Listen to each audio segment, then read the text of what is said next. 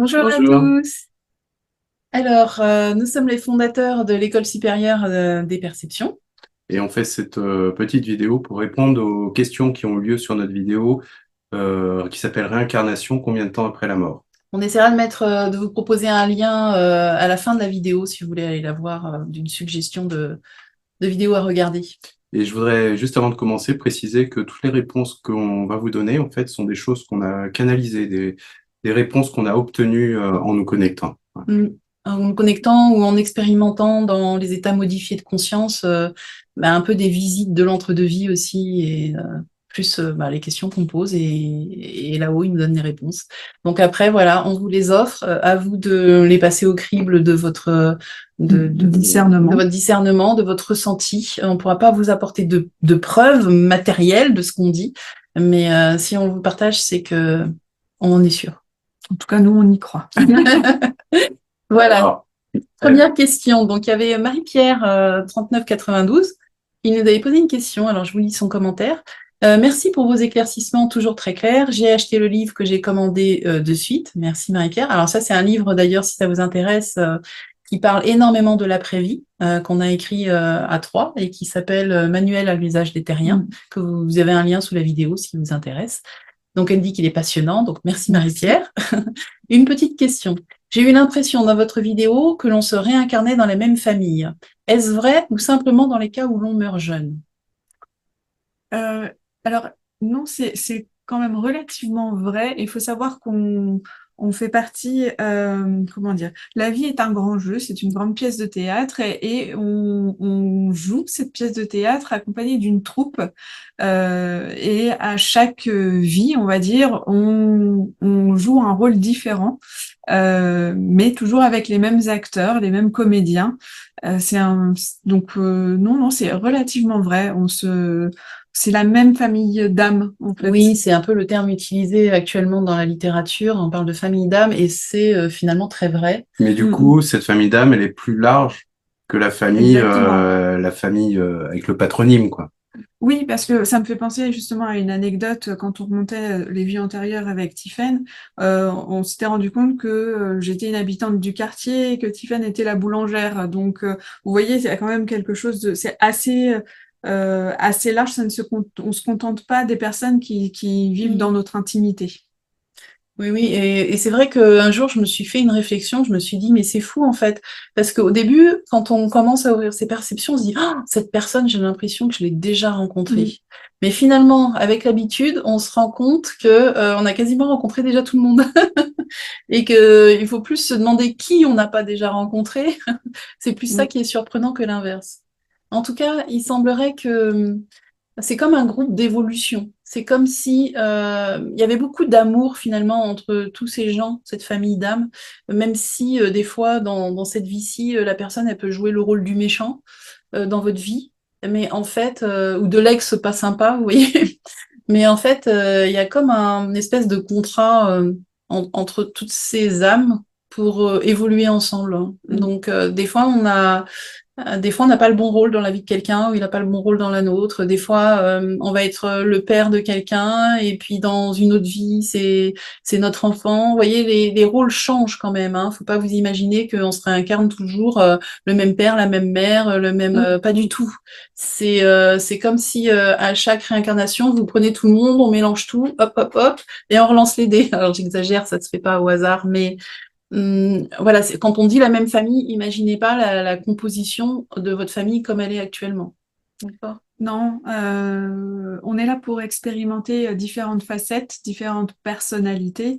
Et si dans cette vie-ci, vous êtes la mère, par exemple, la prochaine vie, vous pourriez être la fille de votre enfant pour expérimenter, pour voir ce que c'est, ou pour simplement comprendre ce qu'il y a à comprendre concernant votre mission. Oui, même des fois régler, il y a des histoires karmiques un petit peu, Tout des à fait. fois qu'on crée justement entre parents et enfants assez souvent, ou entre couples.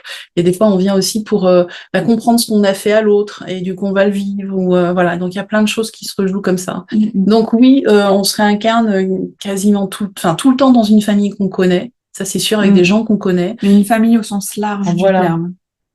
tout à fait. Après, tu disais, Marie-Pierre, quand dans le cas où on meurt jeune, alors je sais plus ce qu'on avait dit dans la vidéo, je l'ai pas regardé récemment, mais c'est vrai que parfois vous pouvez voir quelqu'un, par exemple bah là c'est pas dans le cas où on meurt jeune, par exemple je sais pas, votre grand-mère meurt par exemple, et vous pouvez des fois voir sa réincarnation de votre vivant. Ça, je crois qu'on en parlait dans la vidéo, c'est-à-dire que elle va se réincarner par exemple chez un de ses petits-enfants. Donc ça, c'est des choses qui arrivent souvent. Tes enfants, neveux ou nièces, Voilà, oui, tout à fait. tout à fait.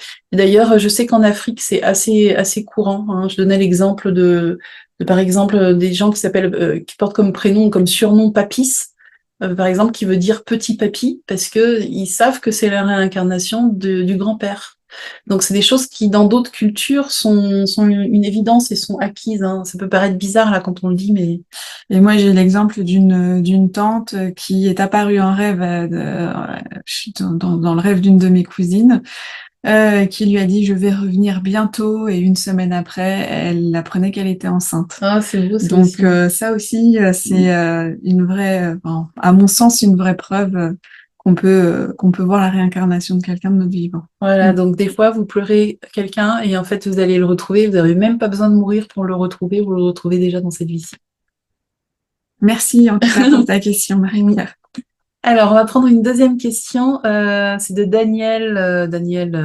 91 oui, H. j'ai pas très bien compris son pseudo, mais c'est Daniel. Famille d'Elon Musk. Alors, il met merci à vous trois. Vos vidéos sont vraiment très intéressantes. Merci. Merci. Petite ou grande question. Quand nous formons un couple et que nous avons des enfants, faisons-nous déjà partie de la même famille d'âmes dans nos vies antérieures? Merci infiniment. Donc c'est un peu la même. C'est ça. Effectivement, On a plus ou moins. Enfin, on a déjà répondu dans la question précédente, mais oui, effectivement, quand on forme un couple et qu'on a des enfants, on fait déjà partie de la même famille d'âmes dans les vies antérieures. Et il est possible que la personne qui est votre mari actuellement était peut-être votre fille dans dans votre vie antérieure, ou un oncle, une tante, ou votre amant. Ou votre amant, voilà, tout à fait. Parce que ça peut être, oui. Oui, et vous pouvez avoir des liens familiaux, comment dire, et dans une autre vie, c'est pas forcément des liens familiaux, c'est voilà, un mari, une femme, des amis très proches, d'accord? Il n'y a pas forcément que il n'y a pas cette notion d'intimité, on le rappelle, hein, c'est pas que des liens de sang. Non. Ok. Donc oui, tout à fait. Et ben, je pense qu'on a répondu. Et après, il y a une autre question de Tyson BK6MS. Un nom de famille très particulier. Il dit « Ma mère a perdu un enfant et des jumeaux, donc je suis la réincarnation d'un de ses enfants ?» Point d'interrogation. Alors j'ai envie de dire, ça dépend quand est-ce que tu es arrivé. Là, en l'occurrence, il est arrivé après, je pense. Oui, il est arrivé après, mais des fois ça dépend. Comment dire? Les plans peuvent changer. Par exemple, si une femme a eu une fausse couche et puis entre-temps elle a changé de mari, elle se met avec quelqu'un d'autre et puis 5 ans après elle retombe enceinte. Là, j'ai envie de dire, ça peut être différent. On n'a plus le même père, on a la même mère, mais on n'a plus le même père. C'est pas forcément dans ces cas-là une réincarnation de la même âme, mais assez souvent. Ouais, ce qu'on a pu observer. Ouais. En tout cas, si le couple est toujours le même, oui, c'est souvent le cas. Souvent, surtout s'il y a eu des fausses couches assez rapprochées, ou une fausse couche, une naissance derrière. Il faut comprendre que la naissance d'un enfant, aujourd'hui on a peur de la mort, nous qui sommes vivants sur Terre, alors que c'est rien par rapport à l'angoisse de la naissance, pour une âme qui descend de là-haut. C'est-à-dire qu'effectivement, il y a une envie, une grande aventure, comme si on préparait un grand voyage, l'envie de s'incarner, mais au fur et à mesure qu'on passe les différentes couches, qu'on se revêt de corps invisible, qu'on approche de la matière, l'âme prend conscience de la dissonance, j'allais dire, c'est exactement qui règne un peu sur Terre. Imaginez, vous quittez quelque chose de magnifique, avec beaucoup de chaleur. Enfin, en tout cas, c'est comme ça que je le perçois, avec beaucoup de chaleur, pour aller vers quelque chose de plus froid, où on sent justement un peu le chaos, où on sent cette séparation qui s'annonce, et on sent cette dissonance.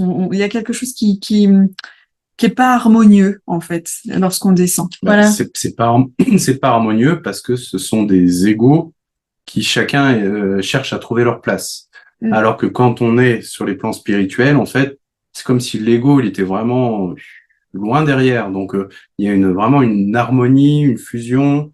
Il n'y a pas de personne ne cherche à prendre sa place là-haut. C'est ça, c'est-à-dire que sur Terre, on va aller vers de l'individualité. Voilà, c'est ce qu'on appelle le monde de la dualité ou de la multiplicité, alors que quand on est là-haut, on va de plus en plus vers l'unité. Donc, l'unité entraîne un espèce d'amour inconditionnel pour les autres, puisque on a conscience que l'amour qu'on donne aux autres, c'est comme si on le donnait à nous-mêmes. Et quand on arrive sur Terre, ce truc-là, il n'existe plus vraiment, puisque on a revêtu des individualités pour expérimenter. Et ce que tu disais, séparation, c'est ça, c'est cette séparation de cet amour, cette fission de l'unité finalement pour arriver dans la dualité ou dans la multiplicité est pas toujours facile à vivre pour l'enfant. Donc, et des fois, il s'y prend à plusieurs reprises. Donc, il va y avoir des fausses couches. Il se peut aussi que ça soit il y a un jeu aussi entre les parents et les futurs parents et l'âme qui s'incarne. C'est-à-dire que des fois, l'enfant peut sentir aussi les peurs des parents. Tout d'un coup, oh là là, faut organiser tout. Est-ce qu'on va avoir assez d'argent? Est-ce que la maison est assez grande? Est-ce que c'est le moment? Est-ce que je suis prêt? Est-ce que il y a tout ça qui joue. Et bien que ça soit très très dur, je pense, de vivre des fausses couches, des fois, il faut essayer de voir le bon de cette expérience, de voir le bon côté de la chose et de se dire que des fois, c'est une façon de se préparer. Donc, c'est se préparer pour les parents et se préparer aussi pour l'âme qui arrive. Moi, je veux revenir sur l'âme qui s'incarne et qui prend peur, puisque donc ça arrive. Et en fait, faut pas oublier une chose, c'est que vous voyez un enfant, s'il a une date ou 6 mois plus tard, il va plus avoir le même thème astral. Et du coup, il va plus avoir le même comment il va plus naître avec les mêmes énergies. Du coup, ça veut dire que ses potentiels vont être différents. C'est-à-dire qu'une personne qui s'incarne et qui arrive et qui se dit non, mais en fait, je crois que j'ai prévu trop de choses dans ma vie, ça va être trop dur, j'ai pas pris suffisamment de qualité avec moi, il prend conscience que ça va être vraiment trop dur, préfère repartir, revenir, reprogrammer un petit peu, se dire bon attends, je vais me mettre des conditions un peu plus cool, et là je reviens, et là c'est bon. Voilà, et là du coup il va changer de thème astral, il va changer de... Il peut même changer de sexe, hein. C'est pas parce que, par exemple, un enfant, vous avez fait une fausse couche d'un garçon et qu'après il y a la naissance d'une fille, ça veut pas dire que c'est pas la même âme, hein. D'accord? C'est pas un problème, ça. Il suffit qu'ils disent non, finalement, c'est pas le meilleur, c'est pas la meilleure identité pour moi par rapport à mon nouveau programme et voilà, ça change. Mais c'est un sujet très intéressant. En tout cas, ne vous culpabilisez pas hein, si vous avez vécu dans votre couple une fausse couche. Parce que c'est vrai que quand on commence à s'intéresser à tout ça, on peut se dire oui, mais alors est-ce que moi j'y suis pour quelque chose? Dites-vous que c'est vraiment des deux côtés en fait. C'est l'âme qui prépare son incarnation et qui s'y prend à plusieurs fois.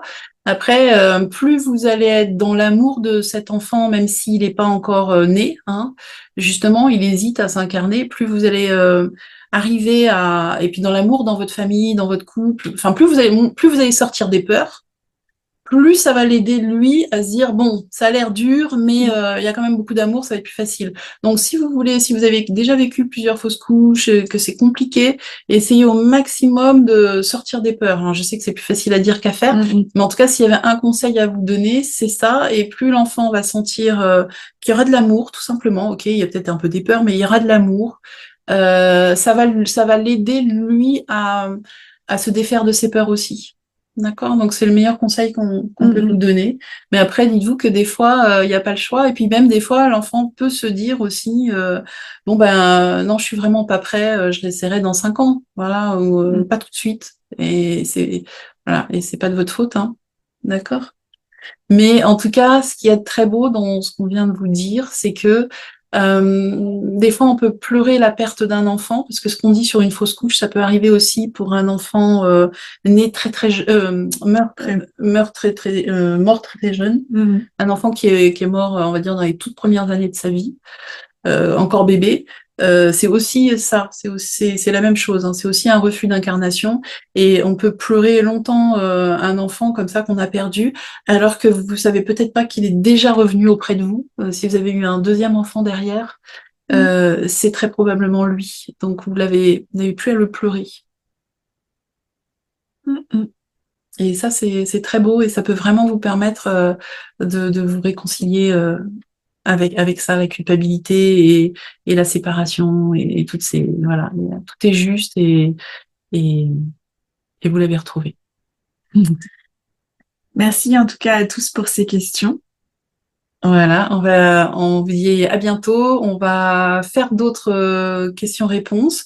N'hésitez pas, donc si vous avez des questions, à les noter sous les différentes vidéos qu'on va essayer de vous sortir prochainement. Et puis, si vous avez des thèmes que vous voulez qu'on explore, n'hésitez pas à les suggérer.